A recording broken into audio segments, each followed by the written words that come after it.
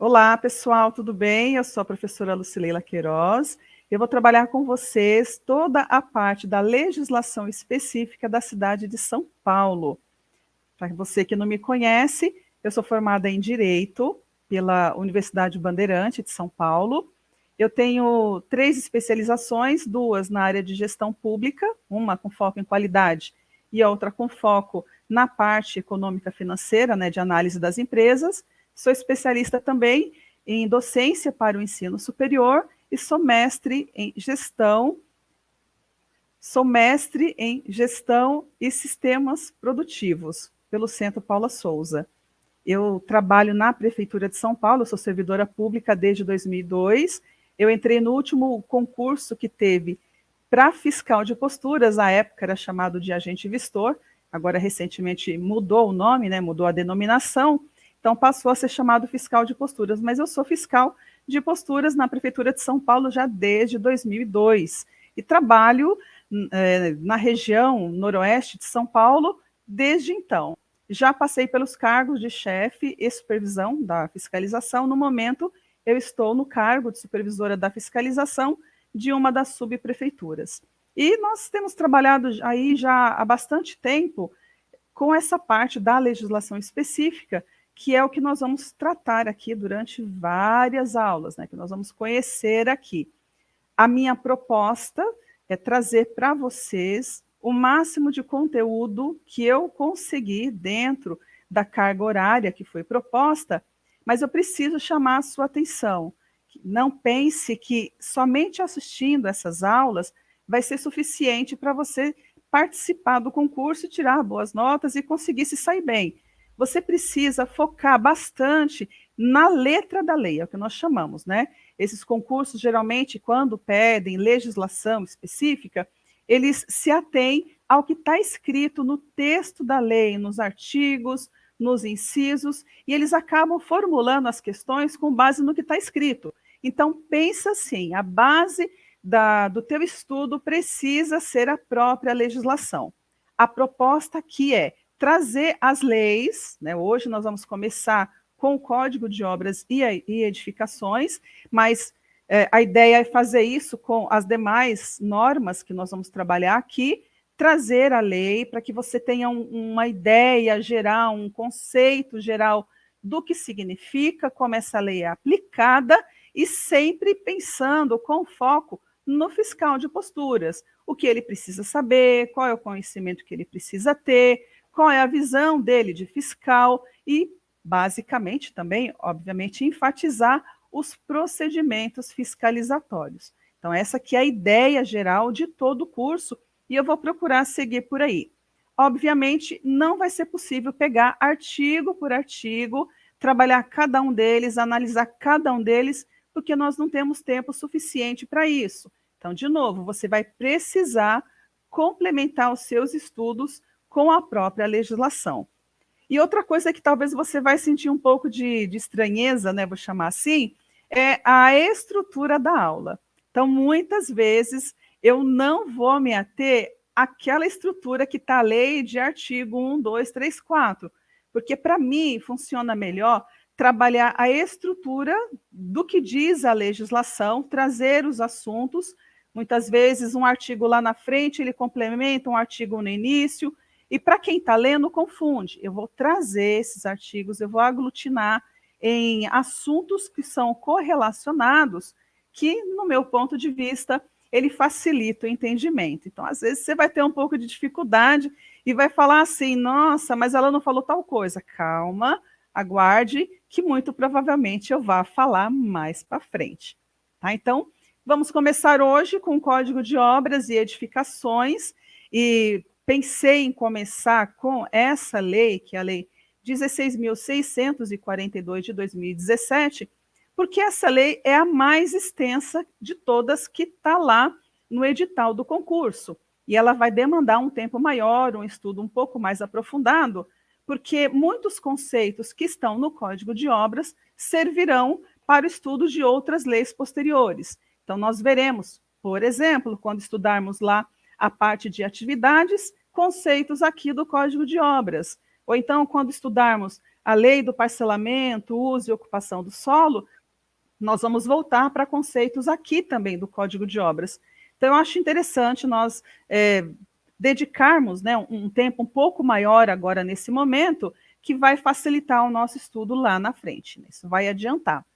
Outra coisa que eu quero chamar também a tua atenção é que, assim, a legislação como um todo, isso em nível federal, estadual e aqui na cidade de São Paulo, no nível municipal, ela é formada geralmente da lei, mais outras normas que a complementam. Então, tem a lei, geralmente com a lei tem os decretos que regulamentam a lei, porque a lei ela é feita pelo executivo, os decretos são feitos pelo a lei é feita pelo legislativo, perdão, e os decretos pelo executivo que vão dar aplicabilidade à lei que foi feita no caso de São Paulo, lá na Câmara dos Vereadores. Então, o prefeito, ele vai entender como ele vai colocar de prática, ou na prática, aquela lei que foi feita pelos legisladores. Então, tem, geralmente, lei mais decreto, ou pode ter vários decretos que regulamentam uma mesma lei, porque essa lei trata de assuntos diversos. Só que eu não vou também trabalhar com todas as leis e todos os decretos existentes. Eu vou trabalhar com o que está no edital.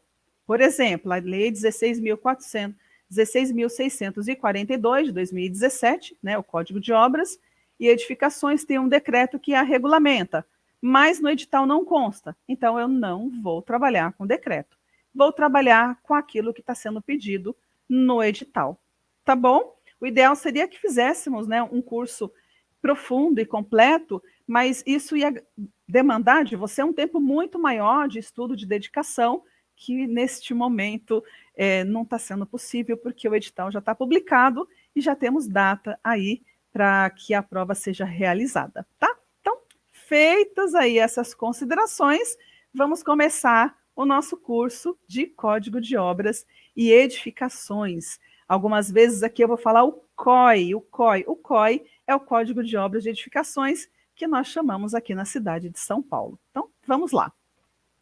A primeira coisa, antes de entrar especificamente na letra da lei, lá no código, nós precisamos entender que esse Código de Obras, essa lei, ela faz parte, tá, de um grupo de instrumentos chamados, né, de instrumentos de planejamento urbano. Isso quer dizer o seguinte, a cidade, no tamanho da cidade de São Paulo, ela não é feita de qualquer forma, de forma aleatória. Lá, antigamente, nos princípios, quando a cidade surgiu, até isso poderia ter acontecido. Mas conforme a cidade ela foi tomando um vulto de crescimento, foi necessário, pelos governantes, pensar numa forma de crescimento dessa cidade e de utilização dos espaços públicos. Obviamente, aí pensando nos espaços privados, né, nos terrenos, nos imóveis que as pessoas possuem e nos espaços públicos de uso coletivo. Por isso pensaram no planejamento urbano. A cidade ela passou a ser planejada. E dentro desses instrumentos do planejamento urbano, temos lá desde a Constituição Federal, que traz aí a necessidade das cidades criarem para si um instrumento de planejamento e gestão do uso do solo, né, da utilização do solo urbano.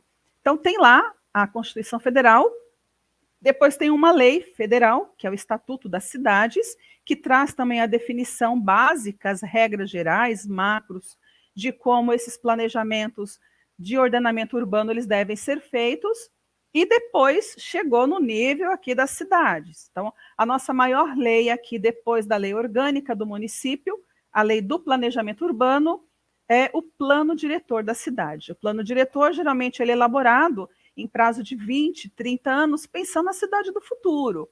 Então, os técnicos da prefeitura, quando estão sentados lá, pensando no planejamento da cidade, para o próximo plano diretor, eles querem imaginar como que nós queremos a cidade daqui a 20, 30 anos. A partir daí, começam a fazer uma série de planos de estudos para delimitar como a cidade ela será usada. Então, tem o plano diretor que vai orientar todos os demais ordenamentos.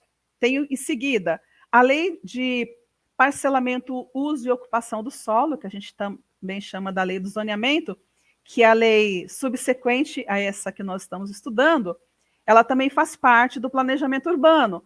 E o Código de Obras e Edificações faz parte desse instrumento de planejamento urbano. Então, agora, entrando especificamente no código, vamos ver o que se trata, na verdade. E esse critério que eu estou tirando aqui, essa definição, está lá na letra da lei. Se você ler, você vai ver que está escrito exatamente isso. Vamos ler passo a passo para a gente entender. Então, do que trata esse Código de Obras e Edificações? Ele disciplina, tá, no município de São Paulo. Por que no município de São Paulo? Porque nós estamos falando de leis municipais, de lei do município. Significa dizer que esse código, ele só pode ser aplicado aqui na cidade de São Paulo.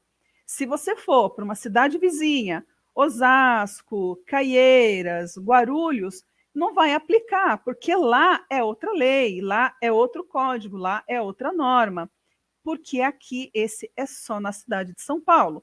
Então, disciplina o quê? Regras gerais a serem observadas. Ok, então eu tenho lá um conjunto de regras que precisam ser observadas. Bacana. Quando isso? Primeiro, no projeto. Então, esse conjunto de regras do Código de Obra, nós vamos ver depois, que está relacionado à construção, à edificação e às modificações das edificações existentes, né? Então, só para a gente entender. Então, essas regras, elas vão orientar no momento da elaboração do projeto. Então, quando o técnico habilitado, o engenheiro, o arquiteto, está pensando lá como vai ser feita a construção, ou o prédio, ou aqui a ponte não, porque não entra aqui. Nós vamos ver que aqui é só obras mesmo particulares, né? Mas a casa, o sobrado, o prédio, o conjunto de prédios, no momento da elaboração do projeto arquitetônico, essas regras precisam ser observadas. Depois, esse projeto que foi feito, que foi elaborado, ele vai ser submetido à apreciação do órgão público, que é a prefeitura. Então, vai ter que levar esse documento, entrar com pedido na prefeitura de análise, alvará de aprovação e execução, veremos. Então, essas regras, elas serão também utilizadas no licenciamento. O técnico da prefeitura, ele vai olhar essas normas para verificar se o projeto está atendendo o que a norma diz. Depois que o projeto ele é aprovado, ele vai ser colocado em prática, ele vai ser executado. Então, essas regras precisam ser observadas no momento da execução. Mas não só isso, na manutenção, quando for fazer um reparo, um restauro, tem que observar as regras. E na utilização também. Até a forma de utilização das edificações, elas são regradas pelo Código de Obras. Mas não é só isso. Ele regra obras, edificações e equipamentos. E não se preocupa que nós vamos ver qual é a diferença de definição entre obras, edificações e equipamentos. Nós vamos entender o que são cada uma dessas terminologias. Então, continuando aqui, dentro dos limites do imóvel, tá? Então, eu disse, repito, o Código de Obras ele vai ser aplicado nas construções que são feitas dentro dos imóveis particulares. E continuando, bem como procedimentos administrativos, executivos e fiscalizatórios. Então, todos os procedimentos que a pessoa precisa observar para ter o seu pedido de uma construção, de uma reforma analisado e aprovado, bem como a forma como isso vai ser colocado em prática, e até mesmo a fiscalização, está tudo no Código de Obras, sem prejuízo do disposto na legislação estadual e federal. Ou seja, se houver alguma lei estadual e federal que seja colocada em prática juntamente com o Código de Obras, não vai afastar. Então, isso também vai ser observado no momento aí da pessoa fazer um projeto e colocar em prática. Tem legislação estadual, por exemplo, ou federal, né? Por exemplo, a legislação que fala sobre preservação ambiental, que ela é considerada no momento de uma análise de um projeto municipal, só para você ter uma ideia do que eu estou falando, tá? Então, as leis estaduais e federais, elas são aplicadas, elas não são afastadas, não, naquilo em que elas forem compatíveis com o Código de Obras, tá? Então, essa é a definição para isso que serve o Código de Obras aqui no município de São Paulo. Quais que são, então, os objetivos do Código de Obras? Primeiro, coordenar o crescimento urbano. É uma forma de organizar como a cidade vai crescer. Poxa vida, eu vou poder fazer o que eu quiser no meu terreno? Não vou, por quê? Existem regras que precisam ser observadas. Tá, mas eu tenho terreno, o terreno é meu, eu comprei, eu não posso fazer o que eu quero? Não pode, por quê? Esse conjunto de regras que precisam ser observados, que é para o bem da coletividade e que cada pessoa está obrigada. Além disso, regular o uso do solo, que é o que eu estou falando. Não é qualquer lugar que pode ter, por exemplo, uma indústria. Então, tem lugar que só tem casa, só tem residências. Tem lugar que pode ser construídas indústrias. Então, o regular uso do solo é justamente nesse sentido. Continuando, controlar a densidade do ambiente edificado. Nós vamos ver também que é a quantidade de construção que tem, né, em cada área, proteger o meio ambiente, garantir espaços destinados a preservar a ventilação e iluminação natural. Então, você precisa construir de forma em que entre no imóvel ventilação e iluminação natural. E, finalmente, trabalhar a questão da acessibilidade, eliminando aí as barreiras que limitam, que dificultam ou impeçam a acessibilidade, o deslocamento das pessoas portadoras de deficiência ou então com limitação de locomoção, tá? Então, regra geral, basicamente, essa é a introdução para nós entendermos como que o Código de Obras ele está inserido, a importância do Código de Obras aí dentro da Constituição, do ordenamento urbano, do planejamento urbano da cidade, e nós temos, então, isso para você entender, tá? Agora, só vou dar uma pequena pausa para você tomar uma aguinha, e eu também, e eu já volto já, porque nós já vamos entrar na parte dos conceitos, das definições que tem dentro do Código de Obras, tá? Então, te vejo já em alguns instantes.